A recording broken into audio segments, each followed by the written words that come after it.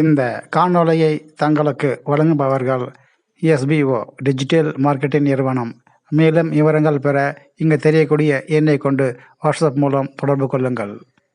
Skip பண்ணாதீங்க, பெரிய தப்பு. தினம் 300 ரூபாய் சம்பாதிக்க அரிய வாய்ப்பு. இன்ஸ்டாகிராம், ஃபேஸ்புக் பயன்படுத்த தெரிந்தால் போதும். Content post and content publishing மூலமா தினம் 300 ரூபாய் சம்பாதிக்கலாம். இந்த வேலை செய்ய 5 நிமிடம் போதும். Work training support, group communication support, all language customer live chat support, முக்கியமா சொந்தமா ஒரு பிசினஸ் ஸ்டார்ட் பண்ற அளவுக்கு உங்களால கற்றுக்கொள்ளவும் முடியும், சம்பாதிக்கவும் முடியும். இந்த வேலை வாய்ப்பு வழங்குவது 5 வருடத்திற்கு மேல ரன் ஆகிட்டு இருக்க நம்ம தமிழ்நாட்டு company school of business organisation private limited. மேலும் விவரங்களுக்கு டிஸ்கிரிப்ஷன்ல கொடுத்திருக்க நம்பருக்கு வாட்ஸ்அப் பண்ணுங்க. என் இனிய உறவுகளை, இன்று நாம் இந்த காணொளியில் பார்க்க இருப்பது ஞானபுரீஸ்வரர் திருக்கோயிலாகும். இது தமிழ்நாடு காஞ்சிபுரம் மாவட்டம் திருவடிசூலம் என்னும் பகுதியில்தான் இத்திருக்கோயில் அமைந்துள்ளது. இது சிவன் கோயில் ஆகும். இத்திருக்கோயிலின் தல விருட்ச மரம் என்பது வில்வம். தீர்த்தம் மதுரா தீர்த்தம். இத்திருக்கோயிலை புராணத்தின் பெயர்படி இடைசுரநாதர் கோயில் என்றும் திருவிடைசுரம் கோயில் என்றும் அழைக்கப்படுவது உண்டு. மேலும் இத்திருக்கோயில் செங்கல்பட்டில் இருந்து சுமார் 9 கிலோமீட்டர் தொலைவில் அமைந்துள்ளது. இத்திருக்கோயிலின் நுழைவாயில் 5 நிலைகள் கொண்ட ராஜகோபுரம் காணப்படுகிறது. தேவாரம் பாடல்கள் பாடப்பட்ட தொண்டைநாட்டு திருத்தலங்களில் இது 27வது திருத்தலமாகும்.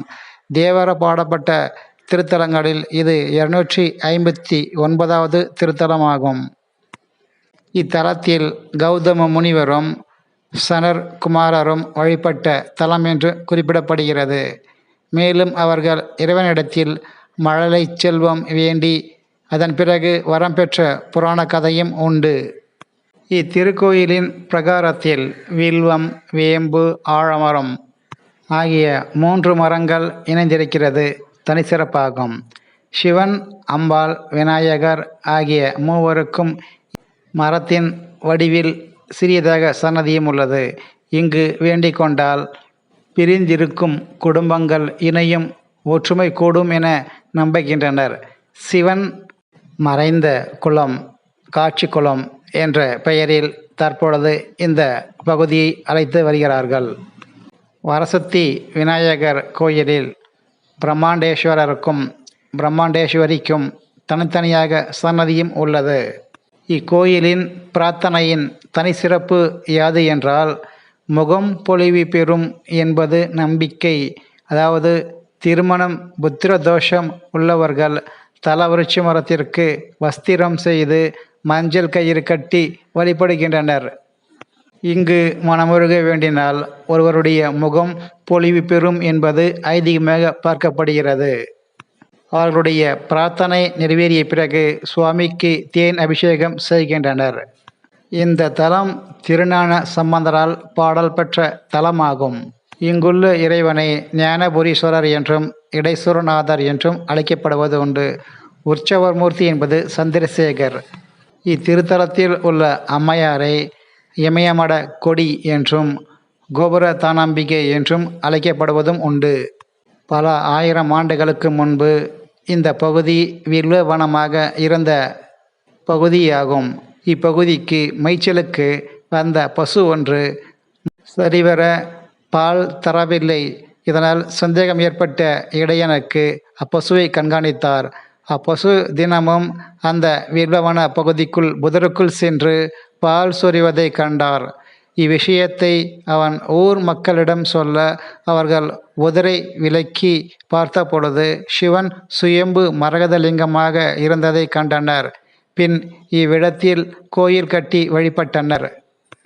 பின்பு அம்பிகையே பசு வடிவில் ஞானம் தரும் பாழை அபிஷேகத்துக்கு பூஜை செய்த சிவன் என்பதால் இவரை ஞானபுரீஸ்வரர் என்றும் அம்பாளை கோவர்தான் அம்பிகை என்றும் அழைத்தார்கள். கோ என்றால் பசு.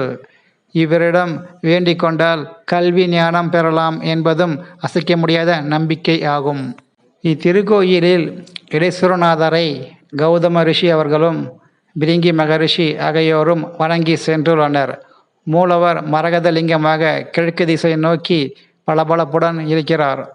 பிரதான வாயில் தெற்கு பக்கம் இருக்கிறது. தீப ஆராதனையின் போது லிங்கத்தில் பிரகாசமாக ஜோதி தெரிவது சிறப்பு. ஜோதி ரூபமாக சுவாமியை தரிசித்தால் தீய குணங்கள் மறையும், வாழ்க்கை பிரகாசமடையும் என்பது நம்பிக்கை. சேக்கிழார் தனது பெரிய புராணத்தில் சுவாமியை அழகு மிகுந்தவர் என குறிப்பிட்டுள்ளார். இத்தலத்தில் தட்சிணாமூர்த்தியின் காலுக்கு கீழே இருக்கும் முயல்கள் இடது பக்கம் திரும்பி படுத்த கோலத்தில் வித்தியாசமாக காணப்படுகின்றன.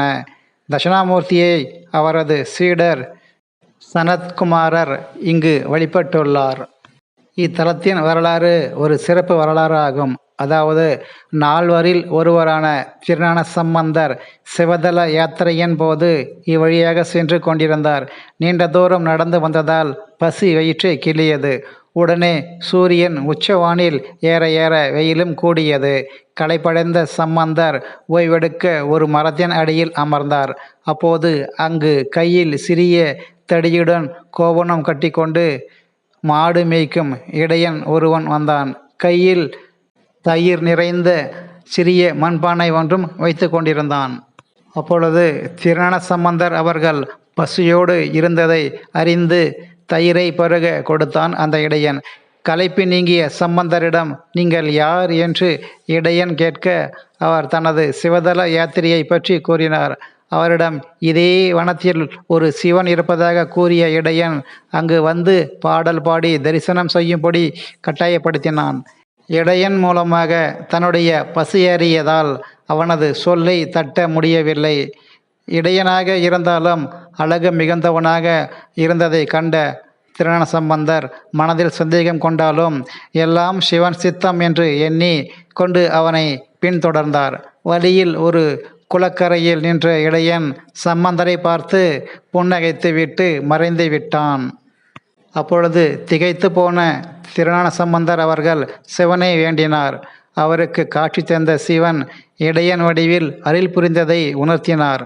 இடையனாக வந்து இடையிடையிலேயே விட்டுவிட்டு சென்றதால் சிவனை இடைசுரநாதா என்று வணங்கி பதிகம் பாடினார் சம்பந்தர் அவர்கள். சிவன் மரகத மேனியுடன் சுயம்பு மூர்த்தியாக எழுந்தருளினார். இதனால் இடைசுரநாதர் என்ற பெயரும் பெற்றார்.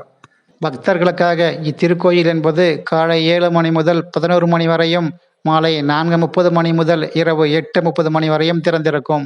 இத்திருக்கோயிலில் நடைபெறும் திருவிழாக்கள் என்று பார்த்தால் அது சித்ரா பௌர்ணமி, பங்குனி உத்திரத்தில் திருக்கல்யாணம், ஆடிப்பூரத்தில் அம்பாளுக்கு வளைகாப்பு உற்சவம் சிறப்பாக நடைபெறும்.